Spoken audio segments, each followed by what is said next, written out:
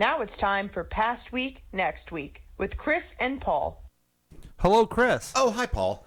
How are you? I'm doing good, buddy. How are you? I'm doing good. Last week we didn't have a show because it was the 4th of July holiday. Correct. Did you have a good holiday? Yeah, it was nice. Low key. Just how I like it. Excellent. And the week before that, I was sick. You were ill. I was so... Yeah, it wasn't a good... It was not a good deal. You were on the struggle bus, I believe. Yes, I was, and I just couldn't do a show. That's how... I love doing it. I love it so very much, but I just couldn't do it. So... this is a little older, but we like to start the show with a song. We're not recording for some reason. Uh-oh. But you Facebook people are getting it, and you're getting it good. Ew. So we're going to go back here. Okay. Well, good. I hadn't started sharing yet. Okay, good. I'm off my game. I've been out of it for a couple of weeks. You know what I mean?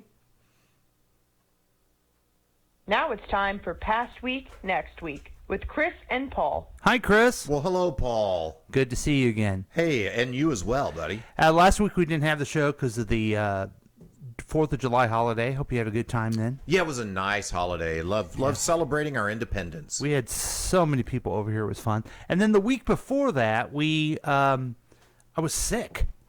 Yeah, sorry about that. And you vomiting. You have got to be pretty sick to cancel on a podcast. Yeah, because I love doing the podcast. You do. I love our audience. I love everyone. And so what we like to do is start the show with a song that kind of symbolizes the last week. I guess it fits in this week as well, but it was more appropriate back in the day. But here it is. So that's Oops, I Did It Again by Britney Spears. Good song. Great song. And this is Past Week, Next Week with Chris and Paul. Yay! I'm Chris. And I'm Paul. This is a show where we review the most important things from the past week and get you ready for the next week. It's your one-stop podcast to keep you updated. It's a real week review. Just listen to us. You won't need any other information outlet. That's our guarantee. Man, people have gone 2 weeks without listening to any type of information outlet without us. Yeah, they've gone through a cleanse. Good for them. Sunday morning, thanks for joining us. You're listening to us on kctkradio.com. or watching us on Facebook Live on the KCTK radio page, or you're probably just doing the easiest thing and using the KCTK radio smartphone app. If you don't have it, please download it right now. It's free. You can join the experiment by calling or texting us at 913-735-0060. We welcome your participation. We usually have a regular texter. I don't see him yet. Yeah, I wonder where he is. Hopefully he'll be adding his hilarity. We do rebroadcast this program also on Delmarva Talk Radio and Good Talk Radio, and I don't know, maybe they listen to us. I'm not sure. Who knows? Coming up, we have a weekly news quiz, pop culture update, incredible special feature for once. We have an interview. Yeah, Chris, this is going to be interesting. with Jonathan Vankin, and his book is called. Let me look at the paper here so I can tell you all. It's called Close to Zero. How Donald Trump fulfilled his apocalyptic vision and paid his debt to Putin with a devastating biological warfare attack. Warfare attack on America. So it's about conspiracies and the conspiracy that Donald Trump did this to pay off his Russian debt. I am usually against conspiracy theories, but anyone that we can blame on Donald Trump, I'm in. It's interesting. This is like left-wing conspiracy. Yes. That's the left-wing conspiracy side has not been dominating recently. So this is going to be interesting. Good Talk Radio should be called Conspiracy Talk Radio. Oh, okay. Or right-wing Conspiracy Talk Radio. So we're hitting it from the other side for you folks. So enjoy it. I know you listen to out there. So, but what people really tune to the program for is to find out what's going on with Chris Whiting. Yeah. So it's been 2 weeks. I was thinking this morning, like, okay, what do I need to talk about? Wait, have I talked about that? I don't know. So if I've talked about this, please stop me, Paul. Here's something I'm proud of. Have I told you I've been taking Spanish on the Babbel app? No comprende. Yeah. Me llamo Pablo. And no Espanol. I know everything you just said thanks to Babbel. Oh, cool. Yeah, this morning I was doing my lesson before the show. Okay, why are you doing this? Was this inspired by going to Peru? It was inspired by going to Peru. I felt I felt like an asshole because I'm in their country and I am expecting everyone to be able to communicate with me in English when I'm a visitor down there and they speak Spanish and I know nothing about it. Right. So I paid my $50. I've been taking the Babbel lessons, and I had a review this morning that I was going through. And as I'm going through and I'm listening and like picking what they said and filling in I'm like, I'm understanding Spanish. Really? Not much. Interesting. But yeah, so that's kind of fun for me. Here's the other thing that I'm really excited about. I took a Spanish course one time. You did? Well, when I worked at Sprint, Yeah. I tried to be a training person, like, I don't know, 50 or 60 times. You tried a lot. Yeah. Yeah. And one of them was you had to speak Spanish. So I took a Spanish class, like at the communiversity. Yeah. I don't know anything about it. It's hard. And I guess I would desire to do it, and I should not sit there and think I'm too stupid to do that. Right. Because there's probably, in the Spanish-speaking world, someone dumber than me. Perhaps. There might be. Yeah. One or two. We can go with that. Right. But is Babbel a good system? I love Babbel, and here's why. I think it really takes full advantage of everything you have with your phone. So you're listening part of the time, you're reading part of the time. You press a button to record and you speak, and it tells you if you're saying it right or not. So Gamify it. They do gamify it. It's sort of a story-based learning, but they hit it from so many different angles and it's 10 minutes a day. Oh, wow. Yeah. Huh. You're into self-improvement. Yeah. You should well, do that. I'm done with that. I'm done with self-improvement. Is that why you're drinking with your Latte Larry's cup? Yes. Yeah. Yeah, and then the other thing that I'm super excited about, I started my voiceover coaching. Mm-hmm. Had my first session with my coach, Art, and I bought myself a vocal studio that I am building in one of our bedrooms. So, Cool. yeah, I mean, a studio makes it sound a lot cooler than it is. It's a PVC pipe frame that you put sound-absorbing blankets over, and then I got a no-noise fan to keep air in there because I'm sure it'll get hot, and a light. But I'm going to start recording my voiceover in there. What kind of mic did you end up getting? Did you use the one that you got as a gift? I have it's a real that good one. one, right? It's a really good mic. I'm having trouble though getting it. There's a lot of interference when I put it into my computer, so I have to figure that out. I do have a USB mic that plugs right into the computer and sounds fine. So until Did I you can get the figure it mixer out, thing? I did. Yeah. I got the mixer, and I guess I don't know what to do with the controls to make it sound smooth. Okay, this is just between me and you. No Yeah. one else is listening. Are you going to use it for Roberto's podcast? Probably, yeah. Or are you going to be...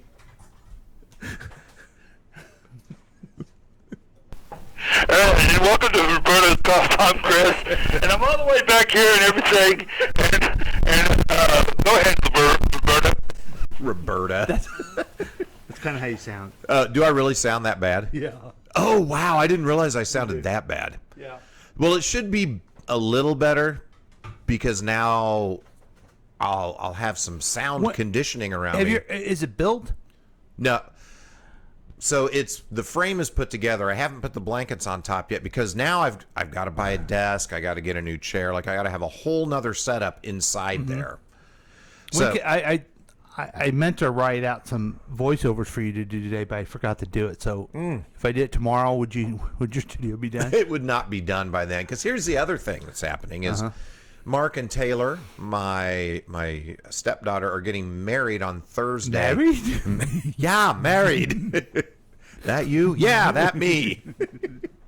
Oh my God. Anyway, they're getting married. I'm officiating. That's on Thursday, so I've got to get. This Thursday? It's this Thursday, so I've got to get that thing. Wait a minute. Written. What time? 6:00. That's when the week review's on. Who God, would get married? I wonder if we could change. Yeah. If we could change the time. You want us to simulcast it? That would be awesome. Yeah. So, anyway, that's enough about me, man. What's happening with you? Well, I got to. I really need you to do some voiceovers. Sure. I just realized right now I didn't write. You know what I did? I spent too much time this week instead of writing what I need you to say. Uh-huh. Working. For your job? Yeah, isn't that something? Wait. I know. Doesn't sound like me, does it? No, what happened? I don't know. I got confused. Boy, confused. I guess so. Yeah. Wow. Yeah, we had a really nice 4th of July. Yeah. The weather was perfect. Everyone came over. We basically just sat around the pool. My niece brought her kids over. My other nephew brought a kid. I guess it's a stepson. I don't know, but he's a little redhead kid named Kenneth, and he was as cute as can be. This is Jim's son Aiden's stepson. You say redhead named Kenneth, and you immediately take me to the '80s hit "Can't Buy Me Love," where Kenneth was McSteamy's best friend. Oh, really? Yeah. Okay. And he was a redheaded kid. See, I kept thinking of 30 Rock. I wanted him to call me Mr. Donovan. Oh, yeah. But I couldn't get him to do it. Once again, your reference is a little more timely than Yeah. mine. But anyway, I loved Kenneth. He was. You ever remember being in the pool? You loved it so much. Yeah. When you were a little kid, but you were cold, so you shivered and you didn't care. Yes. That's what he was doing. And so we had a lot of fun. We ate a lot of food. We had the hot dog bar. It was just a very nice, that's great. time. That's great. Very nice time. And then just rain all week. Just rain and rain. So Boy, isn't that the truth? Yeah. So yeah, we I guess the big news, if I could tell everyone, Ooh. this is something tremendous and change. My wife and I went to Westport and got something to eat last night. What? Where'd you go in Westport? It's called Big Sully's Pizza. Oh, that's part of the Denver Biscuit Company, right? Yeah. Mhm. Yeah. You get your breakfast there and Yeah. ice cream. Good stuff. Yeah, it's pretty good. That's funny because I had breakfast in Westport yesterday Whoa. at Snooze. Oh, Snooze is great, isn't it? Yeah, it was delicious. But they also have I guess Westport is now a breakfast place. I guess so with Denver-based restaurants. Well, they have they have the Snooze. Uh-huh. They have the what's it called? What'd you call it? Denver Biscuit. Yeah, Denver Biscuit. And they also have Big Biscuit now. A Big Biscuit location. Oh, yes. Yeah. Is that like down where the Chili's used to be? It's over by the grocery store. That's right. That's right. Yeah. Now, if you want to know more about delicious food, check out Let's Eat KC. We did an amazing podcast Wednesday night from there, and we interviewed none other Yeah. two-time Super Bowl champion Neil Smith, Oh, wow. who is just as nice as can be. Did you piss him off? Of course not. Okay. Good thing. I don't think he could. He's too nice. He's too Yeah. nice of a man. Yeah. You know, And- one time I was at Buffalo Wild Wings and he was there, and I was with my little daughter Abby. I'm like, he used to play for the Chiefs, and she's like, I want to say hi, but I'm scared. We went and bugged the guy during his dinner, and he could not have been more Yeah, gracious. he's really a very nice guy. Yeah. And talked about New Orleans cooking and anyway. So that's Oh, what that's I fun. did. That's Yeah. what I did. Now, have you been following the news? That's the real question. I don't know if I've been following it well enough or not. I got my screen time notification this morning from my iPhone, and it was down 43% last week. Oh my. So I might not be much help to you. Well, you never are, Chris. You never are. So let's go to the news quiz. Okay. Oh, I think This is where we look at the Slate News Quiz and we kind of go through what happened last week on the news, and it's fun because it gamifies the news, folks. Oh. It gamifies the news. Yeah, gamify. It's a big thing now. You want to gamify everything. Yeah, we certainly do. Okay, Slate News Quiz. Here we go. Here we go, folks. Start the quiz. All right. U.S. hospitals are facing a critical shortage of which supply? I don't. I know other places don't have enough oxygen. I wonder if we've donated so much that now, nope.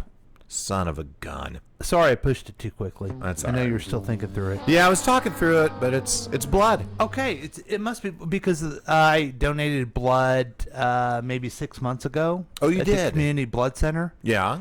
and they said, "Oh, you've given blood before." I go, "I don't think I have." Yeah, you did. Somewhere on Nolan Road in 1986.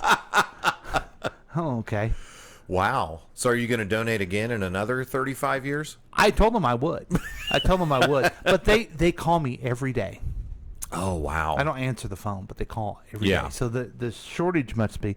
So the blood banks report having less than a day's supply on hand. It only takes 10 minutes to donate a pint of blood. You know what? I'm going to go look into that. I would recommend everyone else to do that. I wish I could. I've tried multiple times and I passed out every time. So they quit calling me, and it sucks because I'm the universal donor. I'm O negative. Are you? Anybody can enjoy my blood. Yeah. So I think one thing that's helped me, I have absolutely no problem with taking blood. Like I went to the doctor, they take blood. I have no problem with it whatsoever. Having cancer and prostate cancer and having them prog you all the time, that really helps you. Make it not a big deal. Yeah. So check into that, Chris. Hey, that's a great suggestion. Which country's president was assassinated by a group of gunmen at his home early Wednesday morning? Okay, this one I know. Yeah. What is it? Haiti. Yay! So the first lady was also shot in the attack and was flown to Florida for treatment. Mm-hmm. Have they come up with who did this yet? They've arrested like close to 20 people. Okay. There was a big gunfight apparently. I don't know how they tracked them down, but 2 Haitian Americans and then like 18 Colombian soldiers. I saw they were Haitian Americans. Does that mean they're American citizens? Is that what they mean I'm by that? assuming. Yeah. Or they're Americans who now live there? I think it means they are Haitian by birth but are American citizens. I don't like that. I don't like that. I don't want any Americans involved, okay? Well, it may be too late for that now. I know. I don't know. If we were here the last 2 weeks and I could have made it clear that I don't want any Americans involved in an assassination like that, maybe they could have done better. We've let down a lot of people. Yeah. Which man was declared the winner of the Democratic primary for mayor in New York City? Yeah, it was Ansel Adams there. Yep. No, it was Eric Adams. Oh, sorry. Okay, so I saw an interview with him just this morning. Uh-huh. Just this very morning. Oh, wow. I'm really impressed with this guy. Oh, really? He basically, they asked him, they said, that's what made me impressed. They said, did you kind of see what the president did with the coalition of blue-collar Democrats, African-American Democrats, and build that coalition of regular middle-class issue Democrats? Mm-hmm. And he said, well, I think the best way to put it is I duplicated it. He not only said he did that, but he did exactly what the president did. Uh-huh. And I think it's me and my best friend, James Carville, who I met. Uh-huh. He says the same thing. I agree with him. This is a big deal for the Democratic Party. Mm-hmm. So those woke people, they didn't win in the most democratic area in the country. And, getting back to focusing on the middle class issues, I think, is a big key to win next time. Yep. So I hope that happens. Well, yeah, I hope so too. 2022 is a little frightening. Yes, it's what I like to call a scary proposition. Oh, yeah, that's good. Now, by defeating his Republican opponent, Kurt Silwa, Adams would become the second black mayor of the city. I didn't realize there's only the second one. Yeah, I read that and I was shocked. And so Rudy Giuliani's son did not win the Republican. He's running for governor. Oh, governor. Yeah. Oh, I thought he was running for mayor. Here's a bonus question. Do you know who the first black mayor was? Was it Dinkins? Okay. Yeah. Very good. Thanks. Now, you know what? What? We have... here, our guest is there. We'll get him in a second. Do you remember why he lost? Mm-mm. You don't remember? Uh-uh. He had a campaign guy named... what was his name? The Texter would know his name. Who told everyone to wear name tags around the city. Uh-huh. What's his name? Damn it. It'd be so funny if I remembered my Seinfeld references. Oh, well then, of course. Do you remember that episode? I do not remember that, but yes, the texter would be all over it. Yeah. Okay, here we go. Let's just act like that didn't happen. The U.S. Question 4. So we're what? We're 2-1. 2-1. Okay. The U.S. and NATO allies ran military exercises in which body of water in spite of protest from Russia? I don't know. I don't know this one either. Well, which one's around? Are they all around Russia? I think so. Yeah, I think they are. Let's go with how do you say that? Aegean? Oh. Sorry, dude. It's all right. I didn't know. It was the Black Sea. Yeah. Okay. Well, this is going to either make us succeed or not. Okay, here we go. Oh, I know this one. Okay. Which NHL team defeated the Montreal Canadiens to repeat as Stanley Cup champions? Yeah, the Lightning. Yeah, the Lightning. Yay. Yeah, half my team is in Tampa, so it was a big deal this week as they won the championship. And, of course, they like to say that they're Champa Bay. Yeah, I've heard that. They got the Super Bowl, and they got 2 Stanley Cups, and they went to the World Series but didn't win. So, yeah, good for them. Good for them. Good for them. That's great. Well, that is the news quiz, everybody. I hope you're up to date. You can tell we're a little rusty. A little bit. We still got 3 out of the 5 questions. Yeah, we got more right than we got wrong. And we're proud of ourselves because we tried. Mm-hmm. That's all we can really control. Yeah. And that's great. We're gonna move quickly to our guest here. If that's okay. Yeah, absolutely. Our special guest. We're bringing him on the Zoom right now. And there's Jonathan. Hi, Jonathan. Hello. How are you? Hi. Can you hear me okay? Wonderful. Yes. Oh, great. So, Jonathan, I'm Paul. Hey, Jonathan. Hi, Paul. I'm Chris. Hi, Chris. How are you? Good. Jonathan Vankin, you may be surprised for the links above, is a writer of books, comics, screenplays, journalism, and even a musical. His new book is now available and is close to zero. The full story of how, and more importantly, why Donald Trump allowed COVID-19 pandemic to devastate the U.S.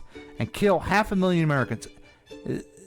That's the fact that we've seemed to forgot in such a short time that 500,000 of us are gone because of the incompetence of this guy. More than that, probably. Yeah. But, I mean, so we're so interested in this. Close to zero. You've also wrote a couple other books, but thanks for joining us, Jonathan. Yes, and again, no problem. A couple weeks ago, I got sick. And it wasn't COVID. That's good. Because of my political leanings, I do blame Donald Trump for it. I don't know why, but I do. Just because that's how I do things. Because it's probably his fault. Right. That's right. Right. So, first, tell us a little bit about yourself and how you got into this type of journalism. Wow, that's a long story. But I'll try to keep it very short. I've been a journalist for quite some time. I've worked for a number of different newspapers, including one in Japan. I worked for a paper called the Daily Yomiuri over there, a big English language newspaper. Oh. And quite a while ago, I wrote a book. I'm sort of interested in ideas that are sort of out of the mainstream and kind of weird, and why certain ideas are sort of forbidden to talk about. And I got really interested in conspiracy theories. And this is back in the late 80s, early 90s. So I wrote then when I was considerably younger than I am now. So I wrote this book called Conspiracies, Cover-Ups, and Crimes. And it was really the first sort of journalistic, I guess you'd say, exploration of the conspiracy theory underground in the United States. And I feel like it was about 3 decades ahead of its time in terms of exploring this stuff. I think the landscape has really changed when it comes to conspiracy theories and conspiracy theorizing in this country. It's gone from it seems though something in the past there was maybe some truth to it. And now, yeah, I mean, that's the thing. It's like when I first got into it, and again, we're talking like 3 decades ago. When I first got into it, it felt to me like kind of a way of speaking, if not truth to power, because these things aren't always true, then at least sort of questioning authority, in a kind of a legitimate exploratory way. But now I think it's really changed. It's done like this terrible 180 where conspiracy theories are used as tools of propaganda by power to control people, to control the public, the masses, if you will. So it's really very, very different I mean, conspiracy theories were always used that way, by cult leaders or by the Nazis, fascist movements in the past. But in this country, it wasn't really like that. But it's come full circle. And, in the last, I guess, 5 years in particular, but certainly probably 5 to 10 years, there's been a big change. And, I think those who want to control our political landscape and social landscape have seen the utility of paranoia or instilling paranoia in the populace as a means of controlling. And what's so interesting about your book is that now someone who talked about conspiracy theories all the time actually was doing a conspiracy kind of right under our nose, right? Yeah, well, the thing I always say about Donald Trump that, every accusation is a confession. And if you want to know what he's really up to, just listen to what he accuses his so-called, enemies or whatever, adversaries of. If he's accusing them of spying on him, we now see he was spying on them. It's like, as we saw in this thing with his wiretaps, all this crazy stuff. And you can go down a long list of things that he's accused others of. And he's been doing them all. And even the ones that have not yet been documented, you can be pretty sure if he's accusing somebody of it, he's probably up to it himself. So tell us the general part of this, and we urge everyone to get your book to find the details. But, I mean, he was, there was a Mueller investigation about his ties with Russia, which has been completely misreported by the media. I mean, if you know what the Mueller report is, it shows that there was collusion. That's not a legal term, but there was collusion. So how does that tie into what he did and then how it ended up having this COVID on us? Well, let's put it this way. It's sort of the key. There's a lot of reasons I wrote this book, and we can go into those. But kind of the key incident that sparked my interest was that, let's put it this way. On December 31st, the Chinese government first announced to the World Health Organization, that there was this virus. And there was something going on in their city of Wuhan that was killing people. And they'd never seen it before. They announced that on December 31st. 2 days before that, on December 29th, Donald Trump is on the golf course, as he so often was, or headed to the golf course down in Florida, and he gets a call on his cell phone. And it's Vladimir Putin.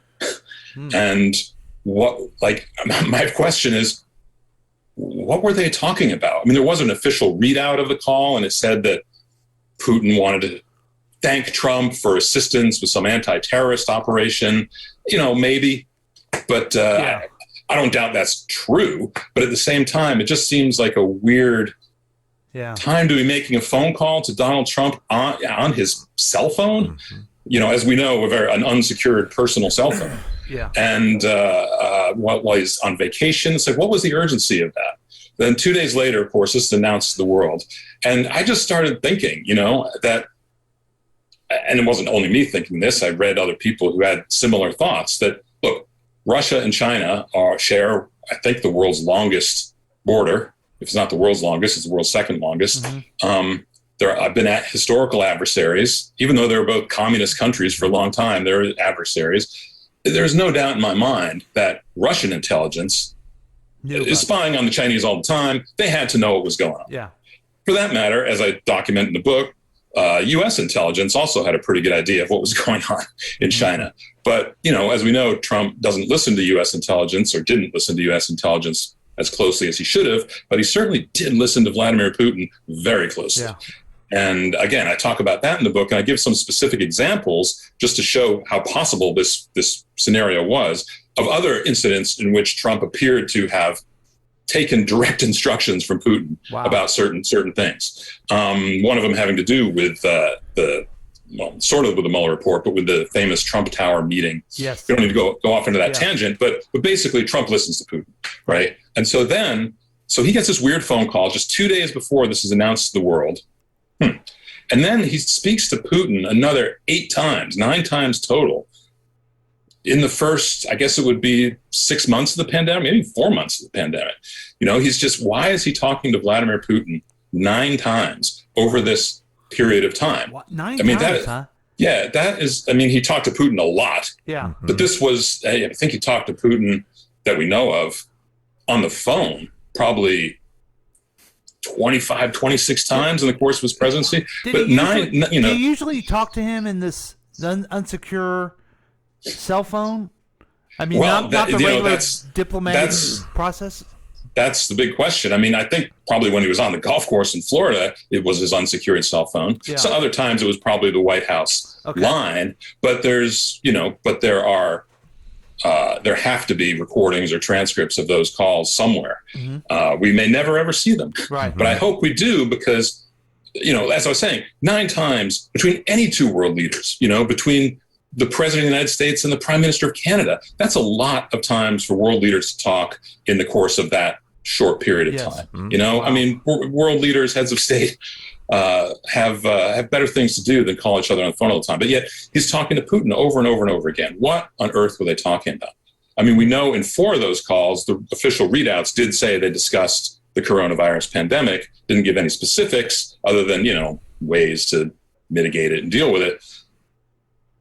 I would really like to know what they talked about, because we know that Trump takes instructions from Putin. We know he'll follow them to the letter if he's given the opportunity. Yeah.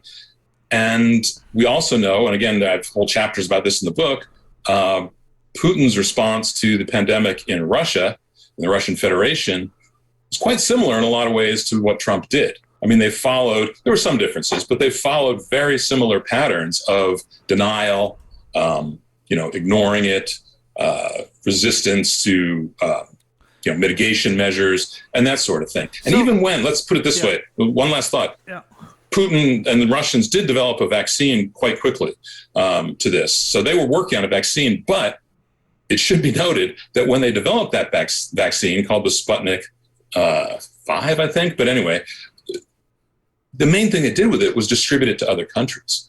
Not that many people in Russia have received it even now, and certainly not back then. They used it as what they call vaccine diplomacy. So he would distribute it to other countries sort of as a way of currying favor and gaining control, not control, but political influence in countries where he wanted to have, I'm talking about Putin, wanted to have political influence. So yes, the Russians did develop a vaccine fairly quickly, but at the same time, they had ulterior motives for doing so. You look here, we had Operation Warp Speed, and that's often sort of the counterpoint that people will use against arguments like the one I make in the book, that, Trump, I mean, you can't say he didn't care about the pandemic. Look at Operation Warp Speed. Look at what they did. That was amazing. But look at what his actual vaccine rollout was. Once the vaccines were developed, It was slow, it was clunky, it was awful. Right. I mean, testing was, I mean, I guess that kind of leads me to the question I want to ask. Is clearly he's incompetent. The incompetence of the testing, the rollout, the denial, the against the mask and some of the other social distancing things. It seems as though it was all about trying to make sure the stock market didn't go down and make sure that he could get reelected. That's all he seemed to care about. Your point is that's probably part of it, incompetence and caring about his own political thing, but there's a Russian part of this too. I think so. Yeah. I really do, and I make that argument in the book.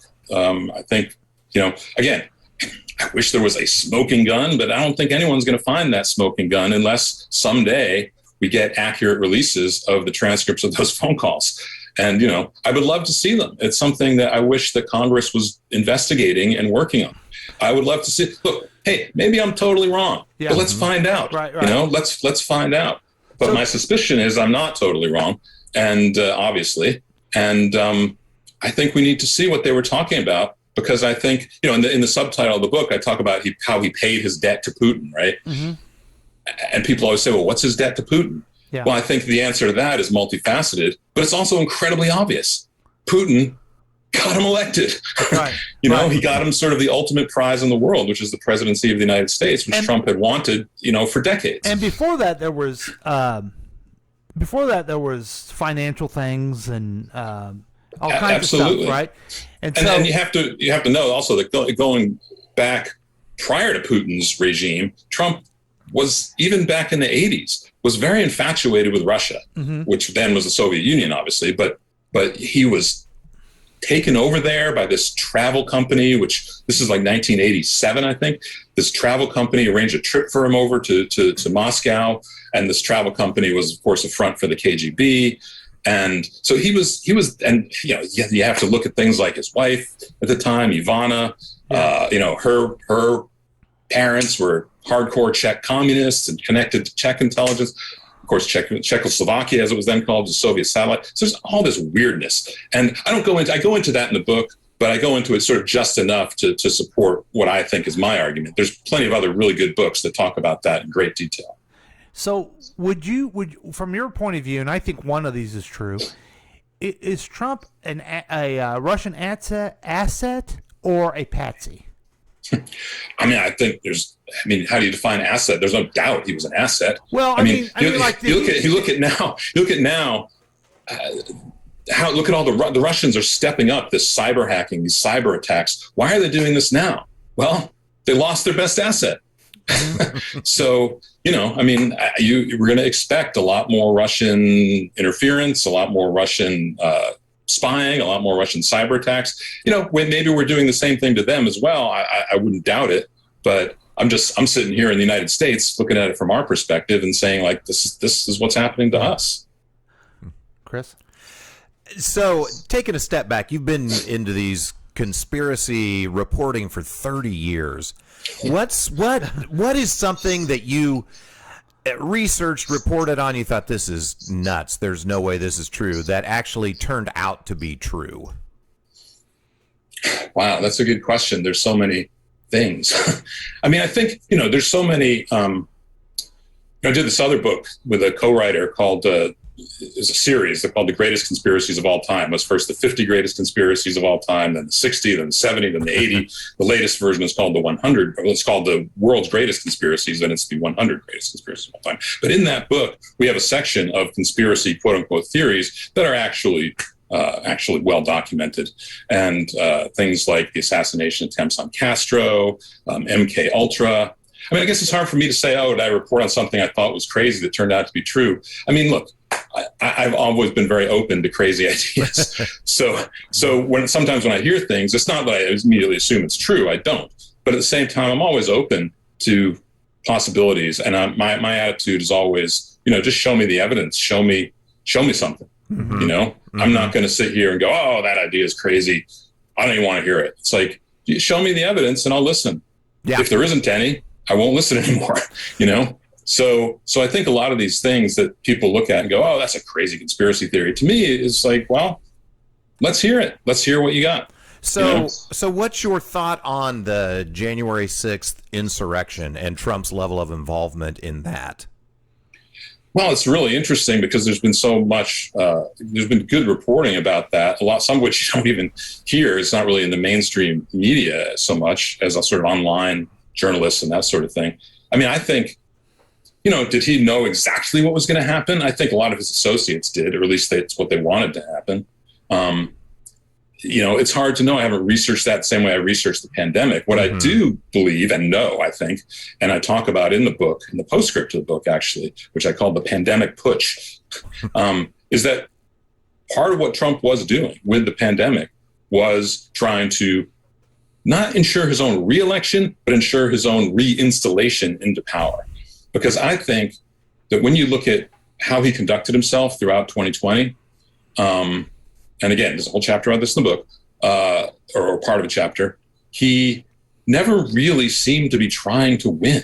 Yeah. Right. In a conventional sense. Right. You know, he wasn't expanding his base. He wasn't doing outreach. He wasn't, you know, you expect candidates like him to sort of moderate their positions at least somewhat when they're trying. He didn't do any of that. No, he was laying the groundwork to be able to say, hey, this is a sham election. Right. Exactly. And the pandemic was his main weapon in doing that. And it was all part of this setup. Now, again, I want to be clear to say that I'm not saying in some way that Trump planned the pandemic. I think it just happened. I think it would have happened to some extent, no matter who had been in charge. I certainly don't think it would have been anywhere near as bad as it was if, say, we had had a competent president. But and I just think a reminder for everybody: the U.S. lost more per capita people than any other nation. It's just so appalling that I can't even get my head around it sometimes. I just get, I get upset. And that's really, again, one of the reasons I started to write this book was I was just back, in March of 2020, I was just so upset. I mean, I'm sure a lot of people were, but I was just so angry. And I was thinking, like, what can I do? What can I do? I'm not some powerful person, but I do have one skill, which is writing and research and journalism. So I decided, well, let me do that. And, maybe in some tiny, minuscule way, I can feel like I made some difference. So that was really one of the reasons I started writing the book in the first place. It was just so frustrating and maddening. And even, at that time, there were, by today's standards, not that many fatalities, but there were still a lot. We're talking 8, 10, 12, 20,000 people. Oh, yeah. I mean, that's a lot of lives that are lost. And now we're well over 600,000. Yeah. It's just, you can't get your head around it. At least I can. And it's just, and I just hope that people who read my book will remember these people and remember what happened. And more because of this Delta variant, because, we can't get to herd immunity because they won't take the vaccine. Yeah. Because people won't take the vaccine. And I blame Trump for that too, even though he himself has been vaccinated. He certainly has set this tone. And his propaganda network, which is Fox News and a bunch of these other, ultra right-wing media we're seeing it here in our state of Missouri with our governor. It's the same, it's the same message. He's been vaccinated, but he won't come out and just say, hey, folks, you should get vaccinated. And then the Trumpers want to give him credit for Operation Warp Speed, but then won't take the vaccine. Yes, yeah. Well, it's nuts, and that's a whole other topic we can talk about, like why these Trumpers think this way. But I actually, to tell you the truth, I didn't realize you guys are in Missouri. I mean, I feel so heartbroken for that state because it's the pandemic there is getting very bad, as I'm sure you're aware, and it's all because people have not been vaccinated. And one of the reasons probably the main reason that a lot of people aren't vaccinated is propaganda, convincing them that this is somehow harmful or whatever, or they're trying to own the libs by not getting vaccinated or some craziness like that. And Missouri is not the only state where that's happening, obviously, but it does seem to be hitting pretty hard there. Absolutely. And I just, it's just heartbreaking. Yeah. Well, we appreciate your time and close to zero, folks. Check it out. Where can people get this? The easiest way for them to get this? Probably the easiest way is Amazon, especially if you're into ebooks, Kindle books. Okay. You can get it that way immediately. Okay. But there's a paperback, and then in bookstores there's a hardcover that you can get in bookstores if you like that sort of feel of the book, the hardcover, and you like going into real bookstores, which I love to do. I haven't been in one for quite a while, but as soon as I feel, I'm vaccinated, obviously, and here where I am in Los Angeles, a lot of people are. So maybe it won't be that long before I go back into a bookstore, but I'm really looking forward to that moment. Yeah. Yes. Well, thank you. Any parting things, Chris? No, I appreciate the time and your perspective and the passion for all the people that have died here. So thanks for doing your part, Jonathan. It's inspiring. I appreciate it. Well, thank you guys for having me on, and thanks for doing your part. And I feel like, I did this book very independently. I don't work for the Washington Post, the New York Times. I don't have some gigantic publisher behind me. It is kind of a passion project for me. So, humbly, I really do hope people will go out and check it out and buy it or read it, get it in the library or whatever, because getting the word out I feel is so important to change our thinking about how this happened. This wasn't an accident. This didn't have to happen. And if we forget that, it's going to happen again sooner than we think. All right. Thank you, Jonathan. Jonathan Vankin, thank you so much. We appreciate it. I'll let you go here whenever you're ready to go. Bye, guys. Take care. Bye, Jonathan. Thanks so much.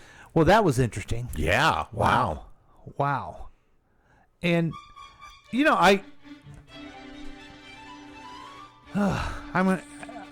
I'll tell you folks more when I'm done reading this book, because I've always had this thought that Donald Trump is just super incompetent. Are you afraid he may be a bit more diabolical and nefarious and calculating? Maybe, perhaps. Yeah. Perhaps. Yeah. And he could be both. He Yeah. could be a moron and very shrewd and calculating. Mm-hmm. And it's heartbreaking to think that the stuff that he was incompetent about or malicious about, that's bad enough. But then the entire Republican Party following him. Yes. Good grief. I won't spend a lot of time on this, but I do want to say this. I was in the legislature and served with so many good Republicans. Mm-hmm. I ran against and lost and then beat some good Republicans. Uh-huh. You know what I mean? Yeah. It breaks my heart to think, you know what, maybe they're not there for the right reason. I always thought, oh, we have a different point of view. Yeah. We want to do things in a different way. I usually thought, oh, they care more about big business than the regular people like I did. I really did have that nefarious bent towards them. But I never really thought they cared more about themselves than other people. Mm-hmm. It was fascinating. I saw an article about CPAC, and they were talking about the number of times that Reagan was brought up or mentioned, like almost not at all. It's all about Trump now. Yeah. Trump and, his gang of buddies, the Jordans and Gates and all that crew. So it's scary to me. It's frightening. Well, I'm sure we've changed a lot of people's opinion. I'm sure Amy and Amy, did we change your opinion? Oh wait, no. Oh, that's good stuff. But we'll take a break and we'll be back with more Past Week next week with Chris and Paul. Yay.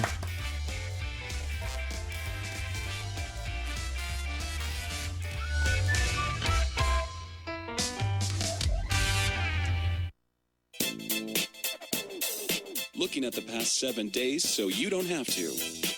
You could join in on the experiment by calling or texting us at 913-735-0060. We've been told that perfect mornings exist for the lucky few. That morning people own the waking hours. But the truth is, mornings belong to all of us. Your mornings are what you make of them. All it takes is saying yes. Starbucks Morning Yes.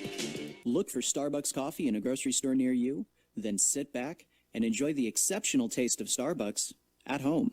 Hi, Tom Gully from The Tom Gully Show here. Listen to the show every weekday at 5 p.m. right here on KCTK Radio, personality-driven radio.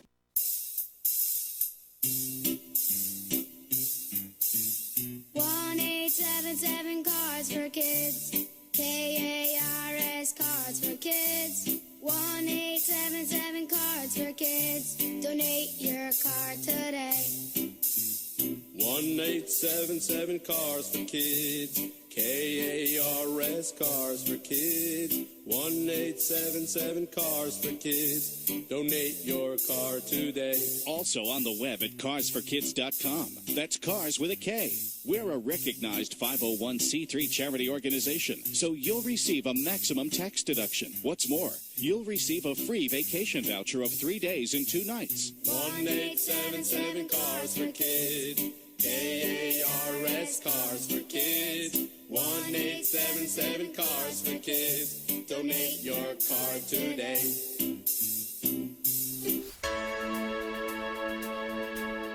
This is Tracy from Tracy's Tips and Dips. Listen to the show every weekday at 11:30 a.m. and our live show Wednesday evening at 7 p.m.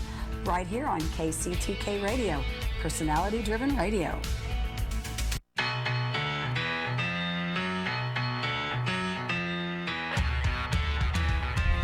Hey folks, I want to tell you about Ranger Rob's pet poopy bags. Chris? Yeah, yes. I've noticed my little dogs get so excited when they see Chris. Yeah, it's nice. They bark and they love you to death. They do. Yeah, they say dogs are a great judge of character. I think that's true. Oh, wow. I want to tell you a story about a really rotten person that my dogs did not like, and I didn't know at the time. Yeah? I won't say who it is here. Okay. But God, but I'm dying to know. Yeah. You'll go, oh yeah, once I tell you. But Gilly has had some health issues. Yeah. And she got excited when she saw you. She did this very morning. What happened? Well, poor thing, she had some little nuggets fall out of the back end of her. She got so excited right there in the entryway. Because she was so excited to see her best pal, Chris. Yep. Now, this is not fun for anybody. When that happens, no, it can be embarrassing. Mm-hmm. But do you remember what happened? I ran it quickly. Quickly. You were fast. And got my Ranger Rob's pet poopy bags. You did. Why did I grab them? Because they're cost-effective, eco-friendly pet poopy bags with easy-to-manage handles, extra wide. Oh, Didn't that's really nice. need it this time. Well, she's got little poops, but if you had big poops, it could still accommodate. Right. So it was no big deal. Right. We continued on with our day. Yeah. We weren't embarrassed. You don't think any less of Gilly for her? Absolutely not. Right. There but for the grace of God. Right. It all may happen to us someday. Yeah, absolutely. So get your own Ranger Rob pet poopy bags at rangerrobshop.com or Amazon. I got this for $8.95 on Amazon. That was easy to do. Mm-hmm. Pick up close to zero while you're at Amazon. Yeah, get your poopy bags and get your Trump conspiracy pandemic book. That's right. Yep, close to zero, Jonathan Vankin. That's right. And when you get your book and you get your pet poopy bag, you know what you need to do. That's right. Tell them Gilly sent you. All right, welcome back to Past Week Next Week with Chris and Paul. Hey, thank you. Yes. You know, I don't know. Maybe Bobby Mitchell or Johnny Rock'n'Rollins or Larry Moore would say, Paul, you're a broadcaster. Mm-hmm. You're supposed to have your segments in certain times. Yeah, right. But I want to bring my guest on. They're busy. Well, he was there. Yeah. Sometimes you got to be flexible, and I actually appreciate that. Have you ever had to do any news show or radio show or anything like that where they sit there and make you wait? Yes, actually. Yeah. Yeah. He's like, come on, man. What's the big deal? He's the guest. Let him on. Right. Chuck Nasty would have done it that way. Oh, I'm more like Chuck Nasty than I am. Yeah. And maybe a little bit of just plain Dave. Really? Yeah. I always kind of enjoyed Dick Wilson, but I'm not really Casey's favorite Dick. I'm more like Nasty. Yeah. I'm more nasty than Dick. Yeah. Ooh, gross. Speaking of nasty. Yeah. Let's go to the pop culture news. We haven't done this in a while. No, we haven't. We've got a lot to catch people up on. First, of course, Lynn Spears petitions court to allow Britney Spears to choose her own attorney. Wow. Lynn Spears is asking the Los Angeles County Superior Court to allow her daughter Britney Spears to choose her own conservatorship attorney. In a court filing dated July 1st, Lynn Spears states via her attorneys that her daughter is in a much different place than when her conservatorship began in 2008. Again, to the earlier conversation, there's more going on behind the scenes that we don't know. They won't even let... Okay. They won't let her out of the conservatorship. Okay, but she can't even pick her own attorney? Yeah. So weird. Something going on that's not quite... Something queer is going on. Speaking of something queer, Oprah Winfrey and Gayle King explain the secret to their long-term best friends. Mm-hmm. Oprah Winfrey and Gayle King have a truly unique friendship. The two have been friends for over 40 years. Okay. Saying their deep bond is due to a lack of jealousy over each other and genuine happiness for the respective achievements. Do you think Oprah's ever jealous of Gayle? When I actually read through this, I'm like, really? So good for Oprah for not being jealous of Gayle. God. Gayle and I have been friends since we're 21 and 22. Now we're 66 and 67, Winfrey said. King quipped that Winfrey is older one. Oh, Gayle. Surround yourself with someone who is happy for your happiness and that who you are happy. I'm sure I read that wrong. Winfrey said, explaining that King is truly happy for her and the good things that come her way. Well, that's nice. Yeah. So this next story, I'm really interested in. I knew you would be. Yeah. Waitress will return to Broadway with Sarah Bareilles as lead. Sarah Bareilles will return to Broadway as the lead Jenna Hunterson in the musical Waitress. The production returns on September 2nd at the Ethel Barrymore Theater amid a larger post-pandemic reopening. Producers Barry and Fran Weisler announced the news Wednesday, saying the play will run until January 9th, 2022. Bareilles will star from opening night through October 17th. So I saw this musical. I thought you had. I did now, but we saw Jordan Sparks, I believe, was the lead. She was The Waitress? The Waitress. She Yeah. was fantastic. But I would love to see Sarah Bareilles because she wrote the music for this thing. So actually last night, my wife said, do you think there's any way we could just run out to New York for a weekend and see it? And I'm like, I don't know, man. It's a lot of money. I would love to go. Yeah. But How much does it cost to go to a Broadway play? I've been to one. Aladdin was the only one I've ever been to. But I don't even know how much. My wife bought the tickets. Yeah, I want to say you're looking at probably anywhere between $75 and $250 a ticket, depending on where you sit. And with Sarah being back, it's probably going to be. It's probably going to be more. Yeah. And you know what's cool about that? But you walk in and you're smelling pie, and I'm thinking, oh, there's spring, pie smell around. No, they're baking pies, and then they sell them at intermission, little pies. Did you have yourself a pie? I didn't have a pie. Huh. I had a giant glass of wine, so I had some berries. That's good. Yeah. Well, have you checked out? It's on Peacock. It's called. I don't remember the name of it, but I do remember Lloyd Braun now. Was Dinkins' person. Okay. I finally remembered it. Okay. So I'll remember this later. But Sarah Bareilles is in a Tina Fey produced and written program where they're grown-up girl act. So they were a girl act in the 90s, and now they're grown up. Okay, is it good? It's good. I haven't watched all of them. It's on Peacock, but it's Tina Fey. You can tell the Tina Fey pacing. Yes. And the music that's Tina Fey's husband that makes the same 30 Rock music. Oh, yeah. So there you go. Hey, have you watched Hacks yet? No. God dang it. Watch it. Okay. I will. Seriously. I will. It's so good. I'll do it. It's on the Max, the HBO Max. I'll do it. Yeah. Okay, thanks, folks. I got to get off the air and what? No, I'll do it. But here's some very sad news. Robert Downey Sr., director and father of Robert Downey Jr., has died. Robert Downey Jr. is paying tribute to his father, Robert Downey Sr., who died Tuesday. He was 85. R.I.P. Bob D. Sr., 1936 to 2021. Last night, Dad passed away peacefully in his sleep after years of enduring the ravages of Parkinson's. He was a true maverick filmmaker and remained remarkably optimistic throughout, Downey Jr. wrote on Instagram. Well, again, another great reporting from CNN Entertainment. Yes. And, when somebody's been struggling with something like Parkinson's, it's probably I'm so sad that they're gone, but I'm also so glad they're not suffering anymore. Yeah. Well, hey, here's some good news, Paul. Okay. Juvenile remakes Back That Thing Up as a vaccine anthem. Juvenile doesn't just want you to get his latest song stuck in your head. He wants you to get stuck in the arm. The New Orleans-based rapper has teamed up with fellow artists Manny Fresh and Mia X to remake his iconic hit, Back That Thing Up, into a new vaccine anthem titled Vax That Thing Up. Wow. Oh, that's great. Yeah. That's great. I hope that helps more people give. I hope I wonder if so, our too. friend Glenn could do Vax There It Is. Oh, God, that's a good one. Okay, Yeah. there you go. I got it recorded that I came up with Maybe that. we could have a new TV show called Vax Headroom, where a computer Nice. guy talks to everybody about the importance. God, well, there's a lot we can do with There's this. a lot we could do with this, Yeah. folks. Wow. So vax that thing up, everybody.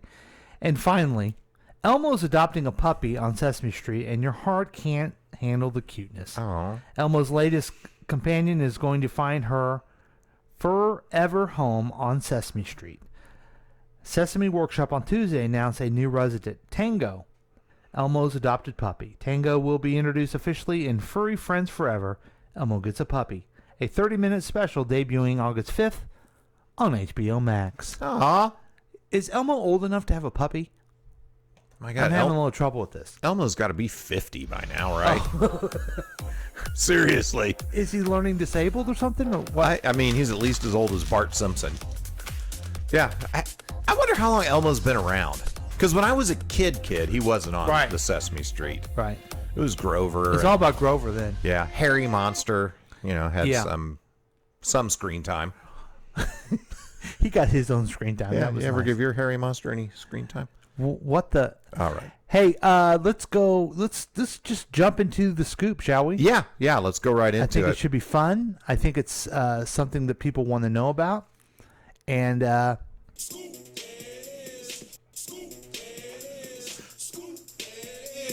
in Kansas City.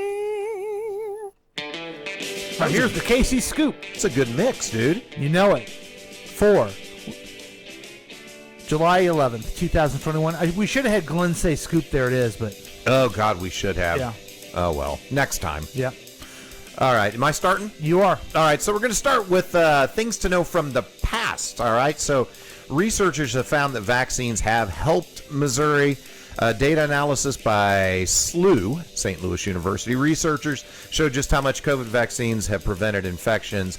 They found that on average for each additional percent of a county's population that received a first dose of a vaccine, there were 4 fewer weekly infections. So every percentage point you go up, 4 fewer weekly infections. And yeah, so there you go. It helps. It helps. Folks. It helps. Just do it. Now, I saw this, and it's stuck in my brain. I'm going to bring it up again. Okay. Of everyone who's taken the vaccine, 74 people have died. Yeah. Of COVID. Okay? Is it more than 74 that have died from that? No. Meaning, what that statistic means is they didn't die of the vaccine. Oh. They still got COVID. They still got COVID. Gotcha. And it's a very low percentage of the people who still get COVID and die of it who get the vaccine. Yeah. But no one's died of the vaccine. Right. Now, federal aid flows to struggling renters. The Community Service League is working to get federal money for pandemic-related rental assistance in the hands of landlords and utilities, keeping hundreds of local families in their homes. The Jackson County Legislature in late March approved $11 million from Washington to flow into the community via CSL and for renters legal assistance through the United Way of Greater Kansas City. Okay, that's good.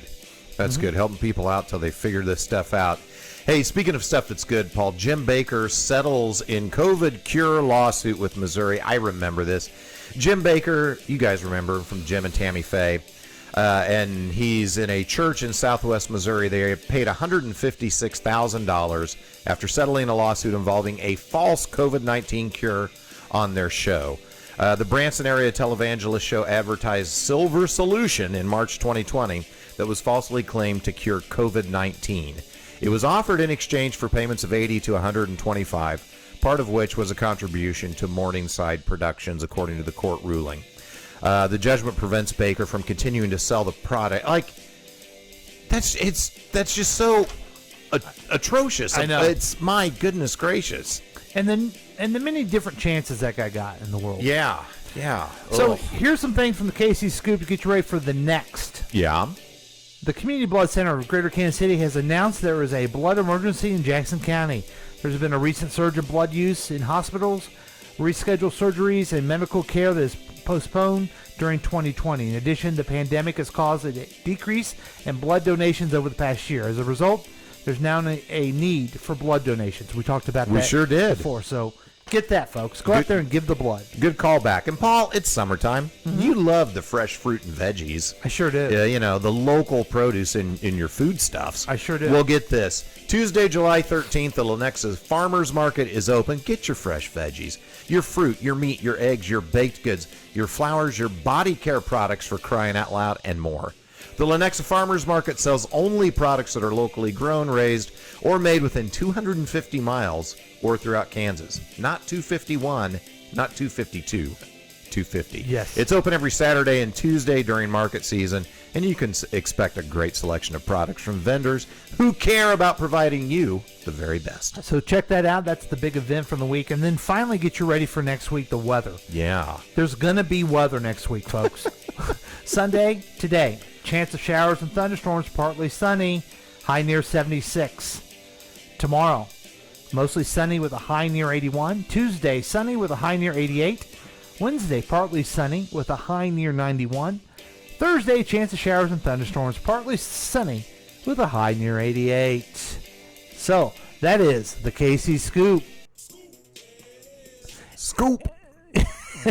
And we're going to go ahead and take a break, and we will be back with more of Past Week next week with Chris and Paul. Yay. I got a tinkle. Okay, we'll get you off mic before you say that. Okay, thanks.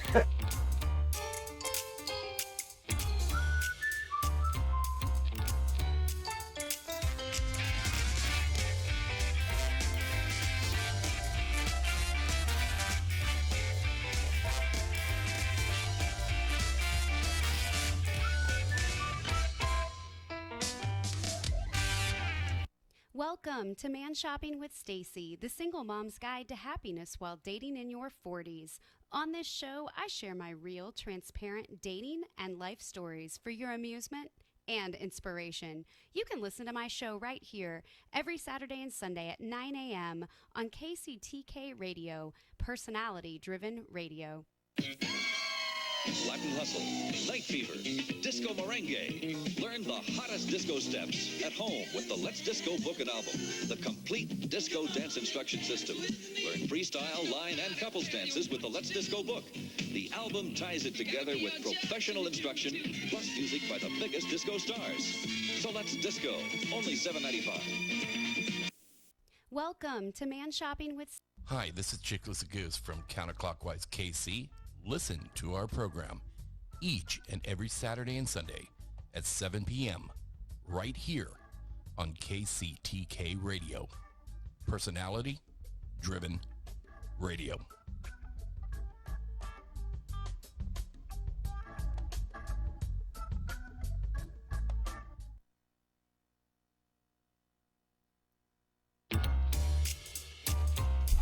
Okay, welcome back, everybody, to Past Week Next Week with Chris and Paul. Welcome back, Chris. Hey, thanks. Good to be back. I just went to powder my nose. Oh, yes. Yeah. So. Because the other part was cut out in post. Oh, that's right. So nobody even. Well, you can cut this out in post too. Okay, I'll make sure I do it. I'm as reliable as Bud Dickman. Yay! So, we let you know about the pandemic through the great interview. It was great. We'll let you know what was going on last week. We even told you about some pop culture news. God, we did a lot today. Now, we haven't heard from the texter. Hope he's okay. Yeah, hope he's alive. Yeah. And hope... I know the guy, and I know he has nothing more important to do. Yeah. Not at all. So it scares me a little bit. Mm-hmm. The only reason I can think of that he would miss the show is because he's deceased. Right. That's the only reason. Yeah. Which is the only reason that people would ever miss the show. Yes. But let's get you ready for next week with headlines and predictions. All right. This is the fun part where we tell you a news story and then we try to add a joke. Yeah, we make the punchlines ourselves. And if you don't believe us, just listen. Kind of not necessarily the news style. Yeah. With sniglets.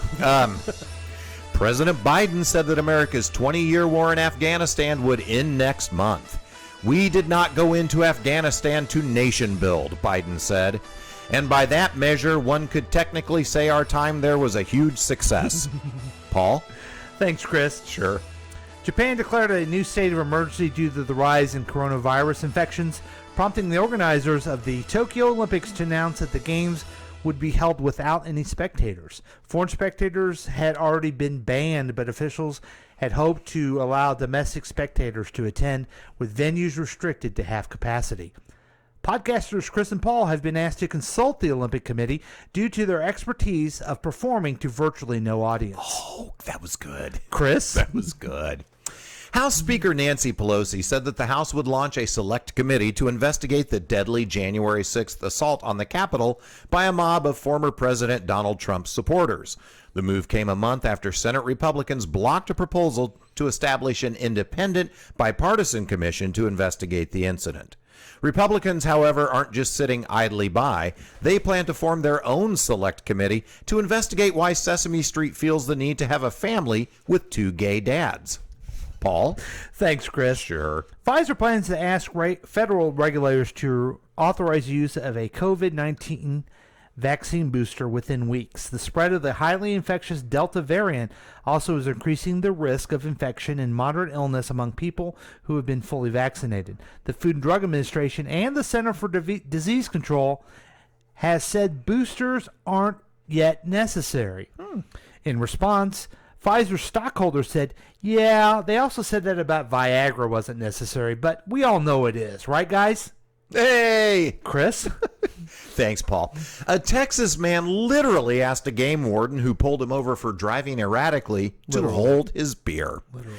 The unidentified motorist who was picked up earlier this month for driving while intoxicated, good Lord, intoxicated, gave one of the 2 arresting officers his autumnal, malty, and full-bodied craft session IPA to hold. The arresting officer told reporters, say what you will about his poor decision-making and reckless driving, but you can't deny this man has excellent taste in beer. Paul?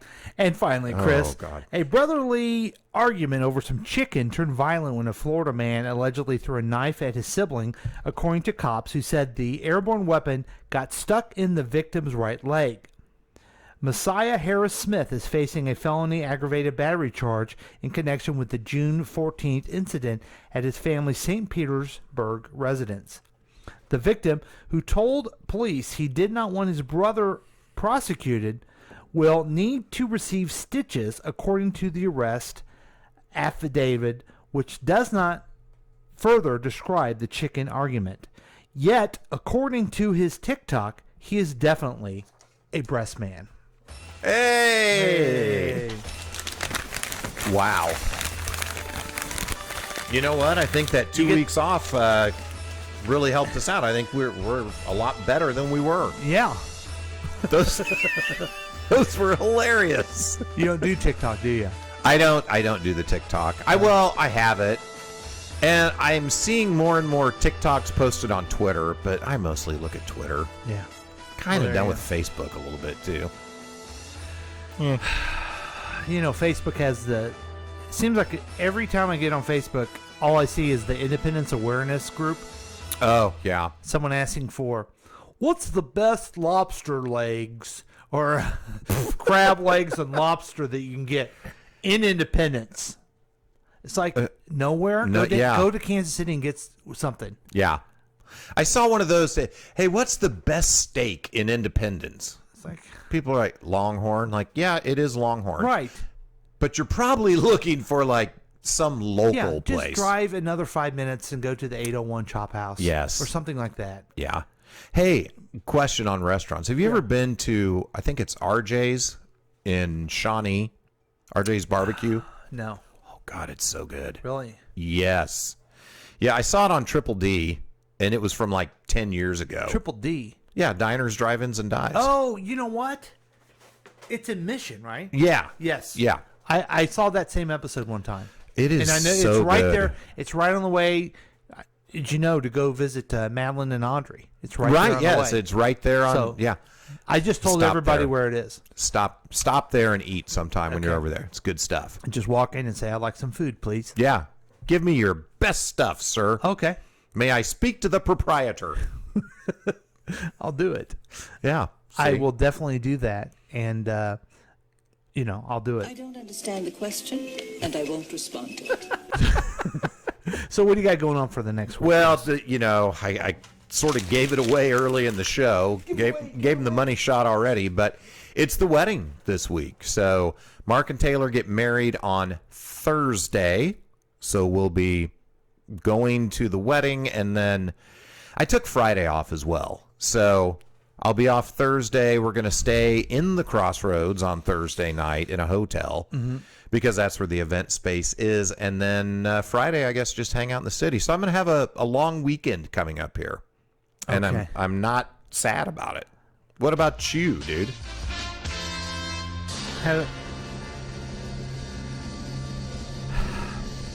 We got some text. Oh, we do?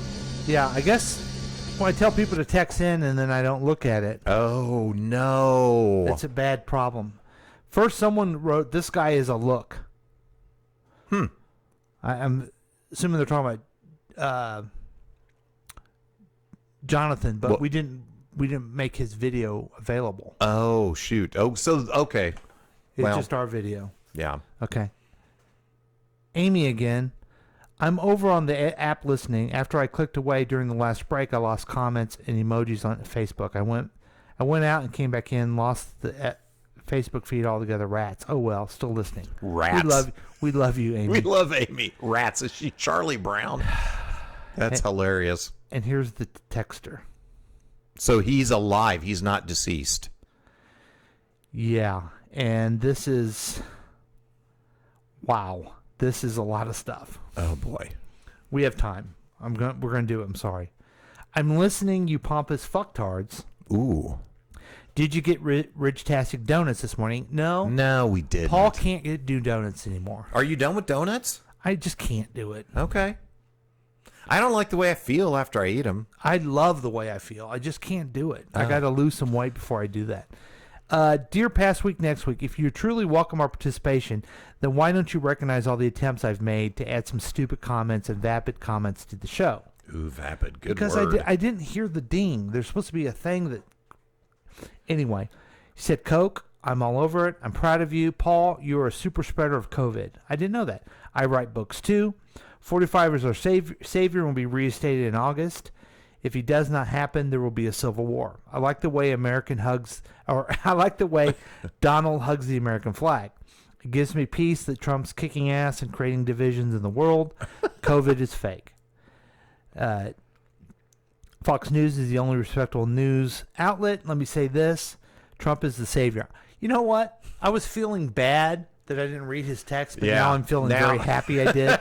Now it seems like the right decision. The Lord has ordained him. I'm not getting vaccinated because I don't want the shot to kill me. Richard Branson is in space. That's cool. KCTK Radio will welcome your participation if want it. Don't watch Peacock. Was he related to Morton Downey? I don't think Robert Downey was related to Morton Downey. Yeah, I don't know if they were cousins or what. Maybe nothing. I'm not sure. I think they're related to Guy Downey. Oh, or Downey fabric softener. Yeah. How is it the Royals are so bad after being the best team at the start of the season? I would like to know that. I think the Y dude is our expert, our baseball expert. Need to ask him that. They've been so streaky this year. Yeah. You have a hairy monster. Oh, we did something along those lines too. Thank you. When is the next Kentucky Derby watch party at the Lakewood Local? Let's do that the first Saturday of May. That seems like a good time. Okay. Only 6% of the people who died from COVID had only COVID. It's a joke. It's the government control over us. Okay. Branson is named after Richard Branson, who happens to be in space. Texter, these are gems. These are golden. I apologize for not looking at this. Amy, again, I apologize. And whoever is this number, the guy is a look. Wow, I really messed up.